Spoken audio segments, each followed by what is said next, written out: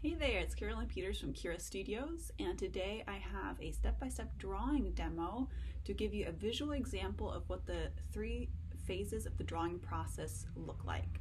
The drawing process has three phases and they can be separated into the first phase being the searching and placement phase. This is where you find a place on the page for your drawing and you search where the individual elements will go. This is a loose and intuitive phase. Second phase is the construction and execution phase. This is when you become more specific about where your shapes go, what kind of shapes they are, and what kind of form they are. And then the third phase is the focus and the finish phase, where you decide where to bring the viewer's attention first and with what means you're going to do this. So in today's exercise or in today's drawing, I will use line quality to bring attention to certain areas. You can also do this with rendering or through other means, but today it's a contour line drawing, so we will use line variation. So let's dive in. So here I'm at the beginning, laying in the big shapes with loose, curvy lines. If I group all the leaves together, what kind of an umbrella shape do I get? If I group all the stem pieces together, what kind of shape do I get? I'm looking at the big enveloping shape. If I connect outermost to outermost point, and I'm starting to separate out smaller clusters, but still stay somewhat blobby. So blobby in my world means more curvy lines, something that can be easily adjusted. But I'm starting to separate out the individual segments, while at the same time starting to look at the envelope, meaning the shape that goes around certain segments.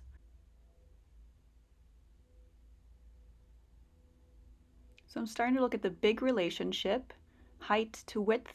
In this case, it was almost a square arrangement.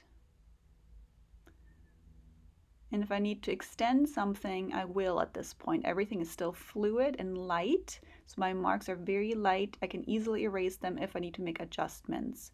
And once I feel like I have the big overall proportions accurate, then I will become a bit more specific about the shapes and add smaller shapes. The kind of pencil I'm using at this stage is a hard pencil, so it gives me a light line that's easy to erase, nothing that smudges too much. So now I'm starting to enter the second phase where I'm becoming more specific about the individual shapes. So it started with blobs, and then I'm getting more precise about what kind of shape is this. And to become really precise with shapes, rather than relying on curves, you want to break them into angles, going from high point to high point, meaning where does the curve change direction, and that's where I break it into a angular transition point.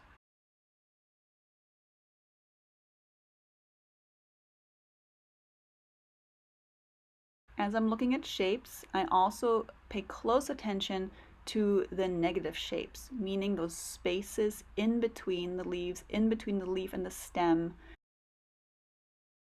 It's very useful to close one eye because it flattens out your depth perception. And then focusing on those negative spaces will allow you to become more precise because you don't have any assumptions about these negative spaces.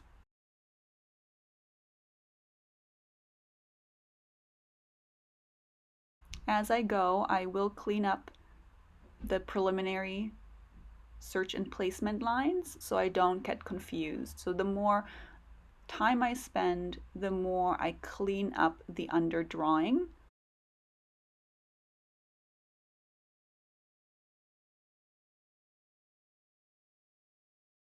And you can't see this in this video, but I periodically stop and resharpen my pencil to stay on a really fine point. So again, this is phase 2 of the drawing, where I take these blobby leaf shapes and make them more precise by breaking the curves that I began with into straight angles.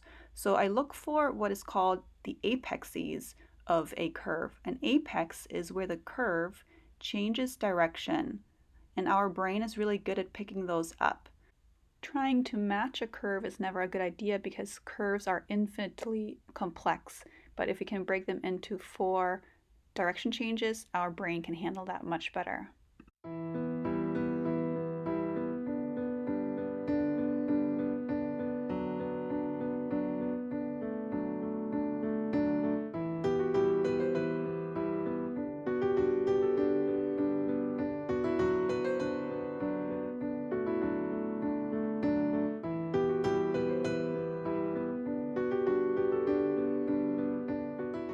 So at this phase, I'm looking at progressively smaller and smaller shapes. So a good rule of thumb for the second phase is you go general to specific. You begin with clusters and big shapes, and then once you have those in place, you go to the smaller and smaller sub-shapes.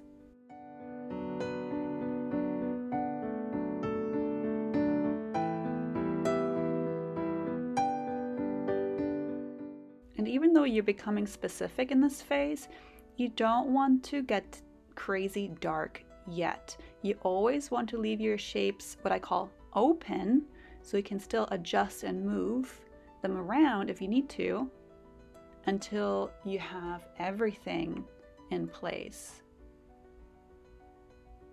So leave your shapes open so you can keep adjusting them until you're entering the finishing phase.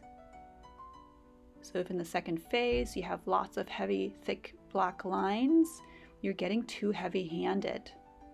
So my trick for this is I stay with a hard pencil. The harder your pencil, the lighter the line, the less smudgy, dark lines you end up with.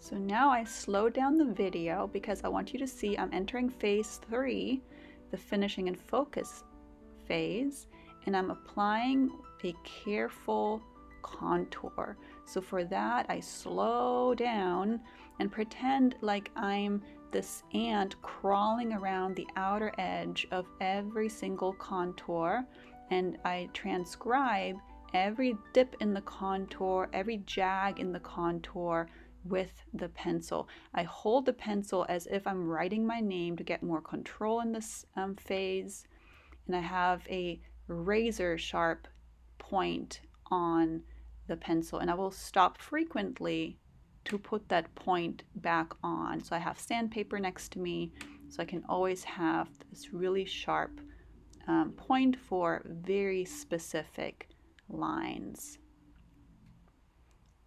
So now I'm speeding the video back up, but the idea is the same. My pencil marks are much slower now than they were in phase 1 and 2, because in phase 1 and 2 we weren't interested in details. In phase 1 and 2 we were interested in placement and general shapes and proportions. Now it's finally time for the details that everybody's itching to do in the beginning.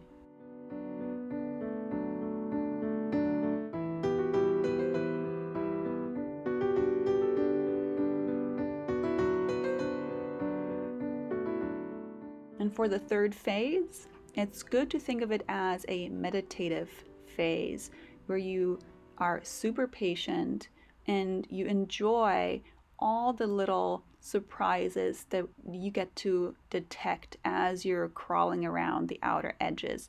And you stay sensitive and you ask yourself things like, where do I want it to be darker? Where can I have the contour be broken up into like little pieces? And you enjoy the meditative quality that you start to elicit in your mind as you do this.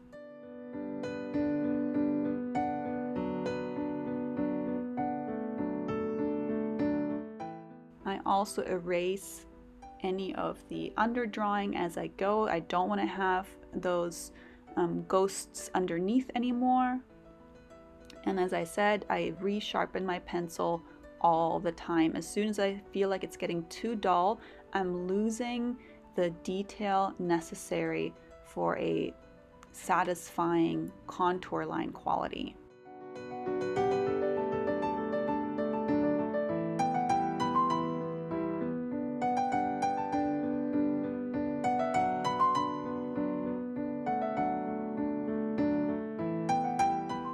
So as you're refining the line quality in that third phase, you want to make sure that you don't undo all the work from the second phase. So when you're breaking your shapes into clear angles, and you got like those very clear apices, you want to make sure that you don't lose that as you're putting that prettier line quality over it. So in other words, you don't want to round out your direction changes too much, because then you're watering down your specific shapes.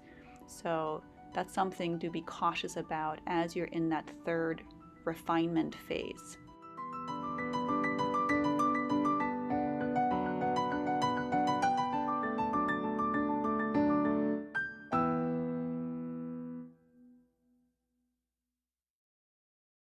I'm looking for details like when the leaf is curling in on itself. I'm looking for details like the striations of the leaves. Do keep a hierarchy though. The outer edges should be dominant. The inner lines from the veins of the leaf, for example, they should not be dominant. They should be secondary to your outer edges.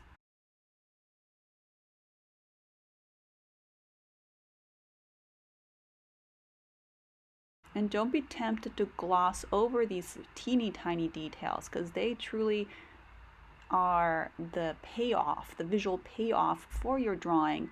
So if you in your head are thinking, oh, that's like you feel yourself impatient, you want to make sure you slow down and actually take those small details up and put it into your drawing.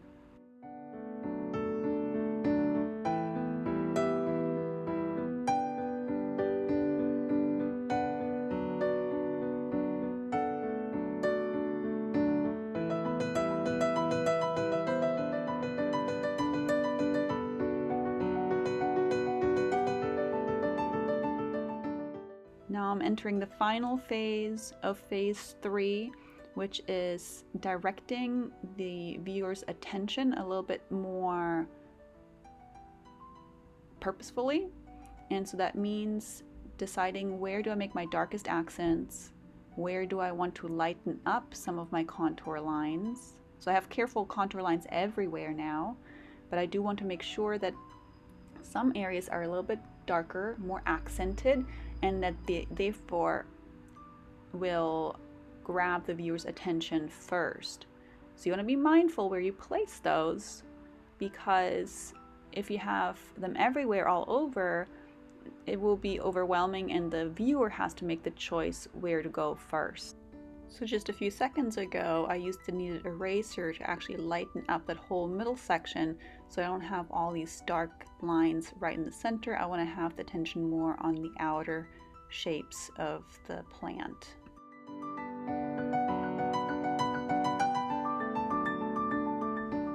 And now I'm coming back into that center cluster and only accenting the 4 front leaves of that cluster, and everything that's behind it I leave fainter.